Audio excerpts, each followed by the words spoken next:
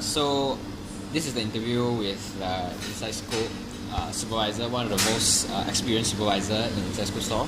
So do you mind introduce yourself briefly about like how long have you worked? What's your position in Insidescoop? Okay. My name is Osla. I've been with Insidescoop since they first opened in December 2013. So it's already been 4 years I've been working here. So yeah, I've been to a lot of outlets, and right now I'm currently based in Gardens Mall. Okay, so the very first question I'm going to ask is like, for Insidescoop, like this brand name, what does it what does it mean to the public, and what does it mean to like from the founder itself? Why do you have this Insidescoop name? Okay, the easiest approach should always be to go from the definition first. So Insidescoop is a term in English that we use to like say that we have some secret information from somewhere. Like when you go to a place to get an Insidescoop, it means that you get the latest news, and that is what we want to actually put into people's minds. We want to be the most current thing when it comes to ice cream, and I guess in terms of public eye, we want people to know Insidescoop as a local brand that's been cultivated from Malaysia from start, and it's quality and it's good. And for us, we intend to make it into an international name that is Malaysian. Okay, so what do you think that people choose Insidescoop instead of other ice cream brand? Because Insidescoop have been only developed for 3 years, but other ice cream that really like like much more easier to get off, cheaper and much more convenient, like Walls ice cream or even Haagen-Dazs if they want a premium ice cream. Like, why do they want to choose Insidescoop instead of others? Fair question. It's not a very difficult comparison actually, because as you can see, the ice cream that we create and the ice cream that is out there is very different. If people want to pay 2 ringgit for ice cream, they'll know what they're paying for. Let's say if they're paying 8 ringgit for an ice cream, which is our ice cream, they also know what they're paying for, you see. So in instances like when you go to Baskin-Robbins and Haagen-Dazs and all the other ice cream players, they serve ice cream, yes. But what makes it different from ours is that, number one, our price is slightly cheaper than theirs. But these days, price is not such a sensitive point anymore for most people, as people have been coming out from the middle income group, and then they are starting to be able to enjoy all these perks, and 8 ringgit doesn't seem like that big of a deal anymore. So I'll say that our price point is competitive, and the fact that our ice cream is all made from scratch in small batches, and that we use no preservatives whatsoever, no artificial flavorings, makes it a very attractive thing, because everybody wants something as natural as possible, because the more natural you get to the source, the better it is in terms of health wise. I mean, you are like just buying ice cream and it's sugar and it's a lot of carbohydrates and cholesterol, but people want the best there is, and you cannot get any better than from the original ingredients. So yes. Okay, so usually what kind of people choose Insidescoop in terms of social class, age and race? We actually had a target demographic when we first started out. It was supposed to be people who are young working adults, ages between 23 till 32. But over the span of the past 4 years, that demographic has expanded. I'll say that our social class comes from all walks of life, but mainly the middle and the higher class income group. Most people who walk in are usually between easily 19 to about 27, 28, and family people who are 30 plus or 40. And well, the majority of all our customers are mostly Chinese, but we've been having increases of the other races like the Malays, the Indians, and the foreigners as well. So that is a good thing for us, I guess. Okay, so how is Insidescoop ice cream being made, like being produced in a sense? Okay, that is like what I have described before about how ice cream is different. We make them all from scratch. Every pan that you see in our freezer is actually one recipe. We do that because we want to maintain quality, so we don't cut corners that way.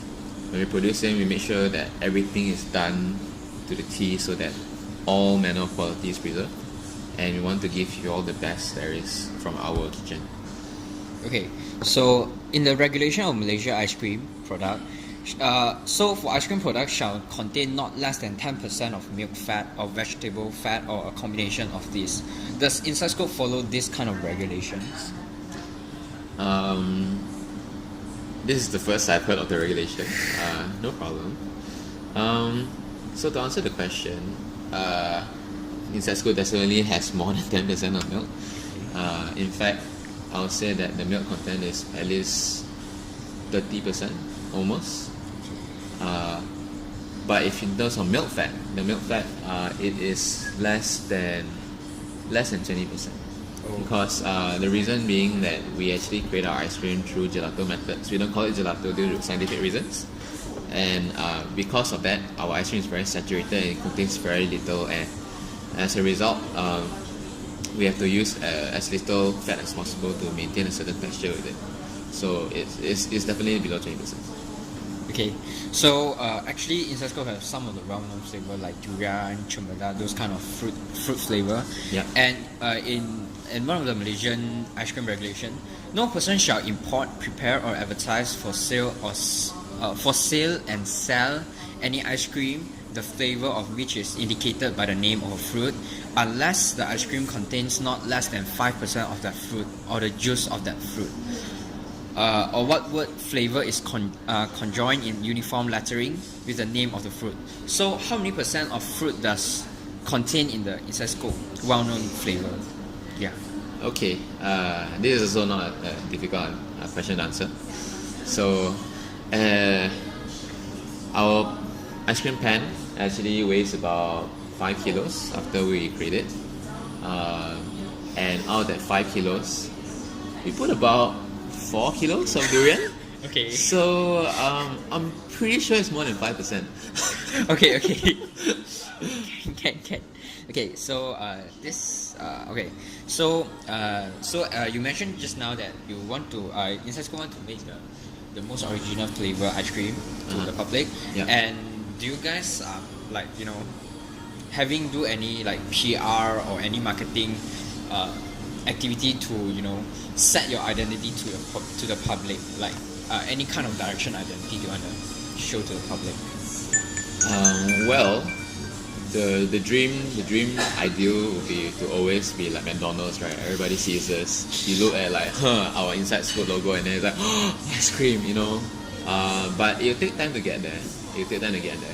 We always believe in the value of our service and our product. As long as the product is good, service is well maintained, and people still enjoy our ice cream, we'll get there sooner than later.